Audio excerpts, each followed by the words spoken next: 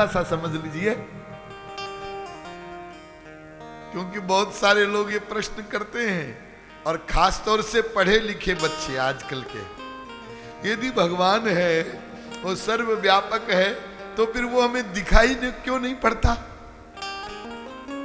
अरे आप कहते हैं कि भगवान परमाणु परमाणु में व्याप्त है, तो एक एग्जाम्पल देते हैं इसके लिए कुछ पढ़े लिखे लोग। एक गिलास पानी लो, हाँ, उसमें 2 चम्मच चीनी डालो, हाँ, चीनी को पानी में घोलो चम्मच से, हाँ, घुल गई, हाँ घुल गई।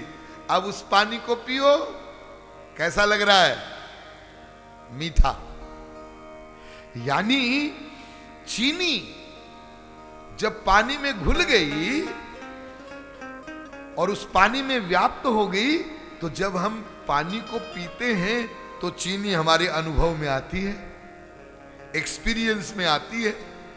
आप कहते हो भगवान सर्वव्यापक है, परमाणु परमाणु में बसा हुआ है, और उस संसार के परमाणुओं को हम इंद्रियों से ग्रहण कर रहे हैं, तो फिर भगवान हमारे एक्सपीरियंस में क्यों नहीं आता, अनुभव में क्यों नहीं आता?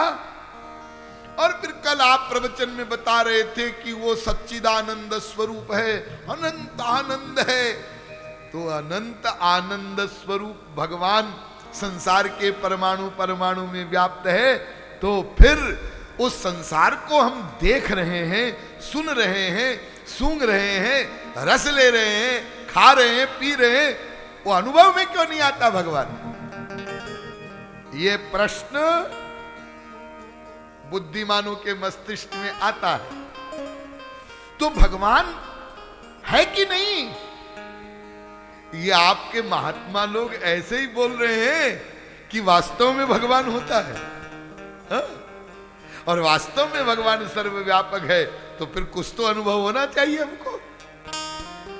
इसी प्रश्न का उत्तर मैं आपको दे रहा हूं कि वेद से लेकर रामचरितमानस तक सब ग्रंथों में हजारों जगह लिखा है कि भगवान दोनों रूपों में सर्वव्यापक है, निर्गुण निराकार रूप में भी, सगुण साकार रूप में भी। अनुभव क्यों नहीं होता? तो अनुभव इसलिए नहीं होता है कि भगवान की स्थिति कहां है वो समझो। तो वेद ने बताया इंद्रियों से परे इंद्रियों के विषय है, उससे परे मन है, उससे परे बुद्धि है, उससे परे आत्मा है, उससे परे माया है, उससे परे भगवान है।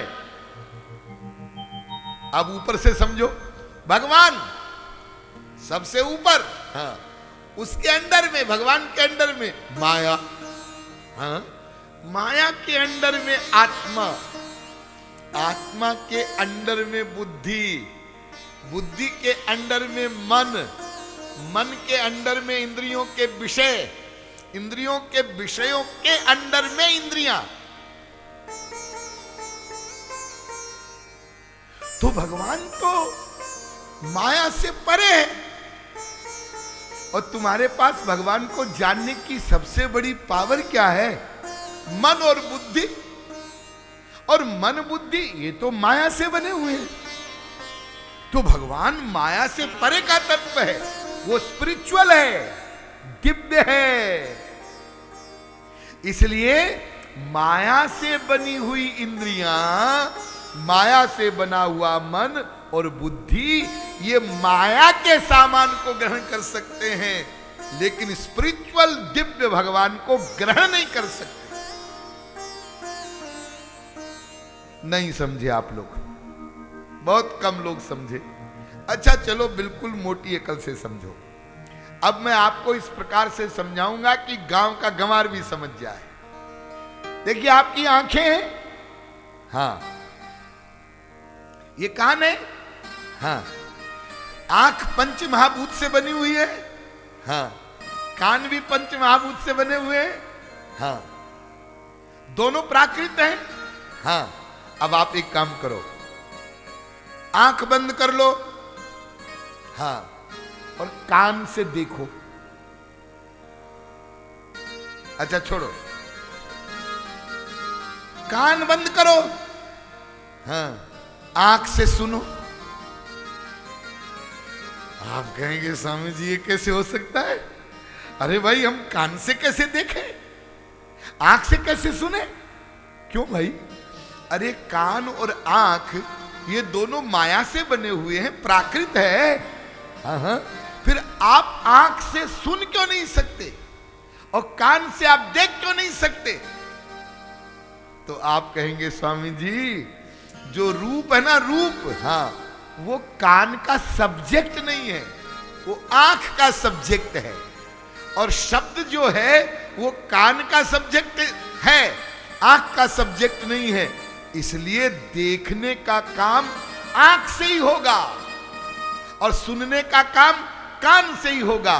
आंखें रूप को ग्रहण करेगी, शब्द को ग्रहण नहीं करेगी, और कान शब्द को ग्रहण करेगा और रूप को ग्रहण नहीं करेगा। आपको चश्मा लगाना है, जी हाँ, आंख में लगाना, तब दिखाई पड़ेगा।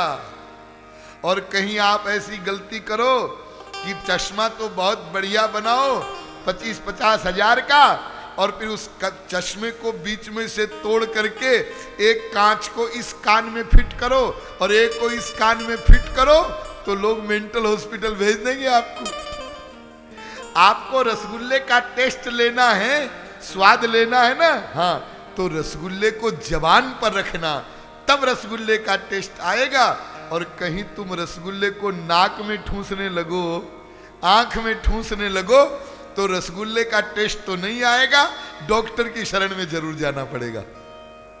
क्या समझे आप लोग? मैं आपको यह समझाना चाहता हूं कि हमारी प्राकृत इंद्रियों में भी ये कायदा है कि जिस इंद्रिय का जो सब्जेक्ट होता है वो इंद्रिय अपने ही सब्जेक्ट को ग्रहण करती है, दूसरी इंद्रिय के सब्जेक्ट को ग्रहण नहीं करती है, नहीं कर सकती है। तो जब प्राकृत इंद्रियों में ये नियम है तो भगवान तो दिव्य है और हमारी इंद्रियां प्राकृत है, तो हमारी इंद्रिय मन बुद्धि का वो विषय नहीं है, उसकी गति नहीं है वहां तक।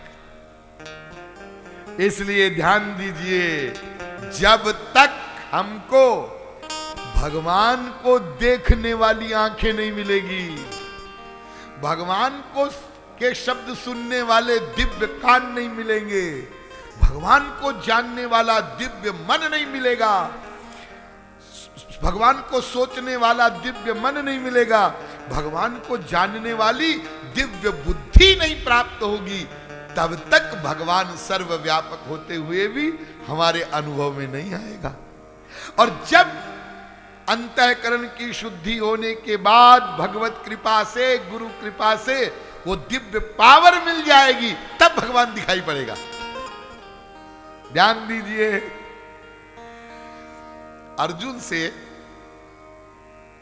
भगवान श्री कृष्ण ने बहुत कई बार कहा, देख अर्जुन, मैं भगवान हूं, समझ ले, मैं भगवान हूं। अस्मान माई मया अध्यक्षेण प्रकृति ही सूयते सचराचरम, मैं ही संसार बनाता हूं। अर्जुन हर बार सुनकर के सिर हिला देते थे, हाँ महाराज, हाँ ठीक है। लेकिन मन ही मन में अर्जुन सोच रहा था कि भाई ये कहते हैं मैं भगवान हूं, तो कैसे ये भगवान है? अरे भाई ठीक है, हमसे प्रेम करते हैं, बड़े सुंदर हैं, बड़े अच्छे हैं, इनकी पर्सनैलिटी भी बहुत अच्छी है, लेकिन भगवान जैसा तो इनमें कुछ नहीं दिखता है। तब अर्जुन से रहा नहीं गया, तो अर्जुन ने कहा महाराज आप कैसे भगवान हैं? जरा वो भगवान वाला रूप दिखाओ तो सही। भगवान ने कहा अरे रहने दे, ये देख रहा है ना, बस यही ठीक है। नहीं नहीं महाराज, एक बार वो आपका जो भगवान वाला रूप है वो दिखाओ।